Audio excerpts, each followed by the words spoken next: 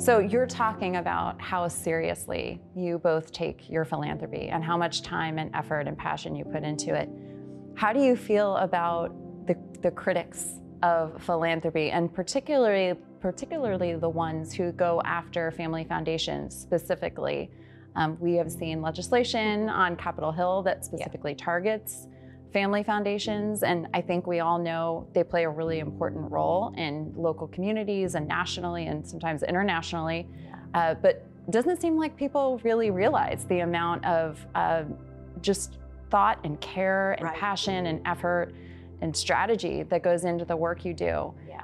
So what would you say to those critics? How do you respond to them? Shame on them. And bless their hearts, I would say, give me an opportunity to understand what it is that you're saying, truly saying.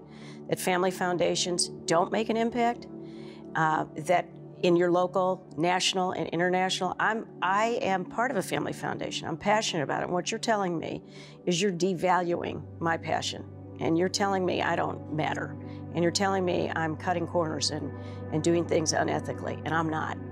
And you won't stop me from continuing what I'm doing. But what you will do is make a big stink of something that doesn't smell. It's really disappointing, disheartening, and I think it is, it's almost like dehumanizing, saying what you're doing really doesn't count, and you shouldn't get credit for it.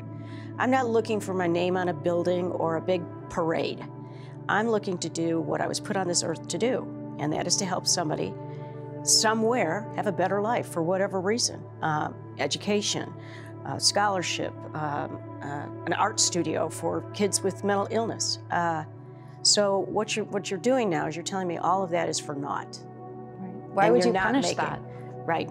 Why would you punish somebody who's trying to do something good? And if you haven't done it, legislators, let me take you on a couple of trips with me.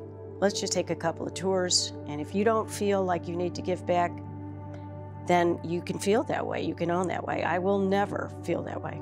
No, makes no difference to me. The amount of money, but the time and the effort and the science and the hard work that you put into this and to devalue it is offensive, to be quite honest.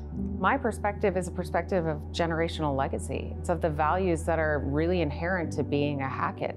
That's what it is that I'm bringing to the table. My parents have given away so much of their wealth. It's astounding, but they've only done that because they've had the time to get to know the organizations they've given to, that they've been able to sit on the board of.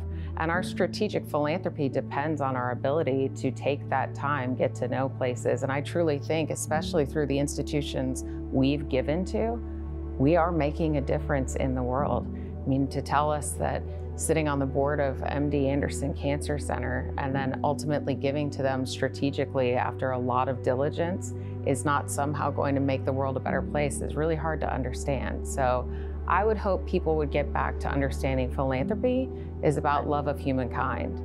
And for anybody to stand in front of others and give them any excuse not to share resources with the world is really disappointing. Well, and there have been calls to spend down your assets for decades. Right. And imagine where that would have left us with the Imagine, pandemic, that's with right. the crisis Where would in the Ukraine, world be with in so 50 many years. Yeah. Right. There will always be a next crisis. Always something else. Yes. And how are we going to have the resources and the infrastructure as a sector to deal with that? That's right. If we spend it all now. Right. Yeah. One of the greatest designs I've ever heard of is the donor advised funds, because it brings people together to talk about what can we do as a partner with this family and this family and this family to make it better in our community in this specific subject, or nationally or internationally.